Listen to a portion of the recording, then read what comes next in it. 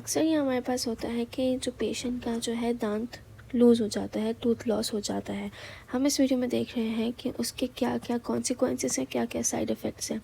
Patient बोलते हैं कि हमारा दांत गिर गया, अगर हम लोग ना लगवाएं तो हमारे साथ क्या होगा, अगर ना लगे तो कोई फ़र्क तो नहीं पड़ेगा।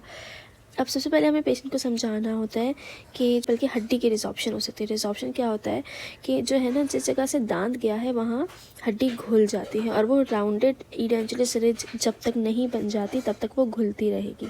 जैसे कि आप यहाँ देख रहे होंगे कि बिल्कुल जो है राउंड हो गई है रिज, ऐसे स्मूथ और राउंड हो गई। ये इसलिए होता है जब हमारे पास काफ़ी लंबे अरसे तक दांत ना हो तो यहाँ पे हड्डी घुल जाती है। दूसरा टिल्टिंग हो जाती है, मतलब जो बराबर वाले दांत हैं वो उस जगह पे उसको घेरना शुरू कर देते हैं।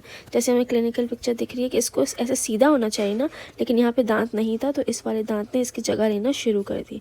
इसमें भी सेम दिखाया हुआ है कि पहले यहाँ पे दांत इसको ऐसे इन वर्टिकल एक्सिस में, लॉन्ग एक्सिस में होना चाहिए था, लेकिन क्योंकि इनके बराबर वाले दांत यह वाला मिसिंग है तो इस वजह से ये लोग यहाँ ऐसे करके शिफ्ट होने लग जाता है।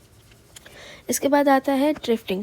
अच्छा, टिल्टिंग जो है सिर्फ इसके क्राउन की मूवमेंट, अगर आप यहाँ पे नोट करेंगे तो ये सिर्फ क्राउन इस तरीके से टिल्ट हुआ है, लेकिन जो ड्रिफ्टिंग होगी क्या होगा कि ये पूरा का पूरा दांत विद रूट मूव करना शुरू हो जाएगा। तो ये हमारे पास बॉडीली माइग्रेशन हो रही होती है। ये स्पेशली कब होती है, जब अर्ली एज या यंग एज में आपके पास दांत गिरना शुरू हो जाए, मतलब लूज़ हो जाए दांत आपका। ठीक है, इसके बाद फोर्थ हमारे पास होती है, क्या हो सकता है, ओक्लूजल डिसहार्मनी।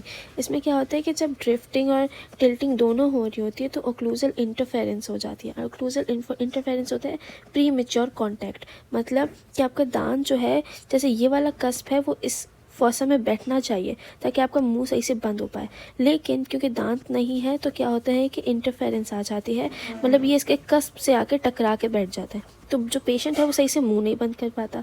तो इस वजह से क्या होता है कि एबनॉर्मल अक्लूजन है, डिस्कम्फर्ट है पेशेंट को, और अगर एक्सट्रीम पे जाता है तो TMJ problems. Last point that is TMJ problems. अगर एक्सट्रीम ओक्लूजल डिसहार्मनी है तो हमारे पास टीएमजे प्रॉब्लम्स भी हो सकती हैं।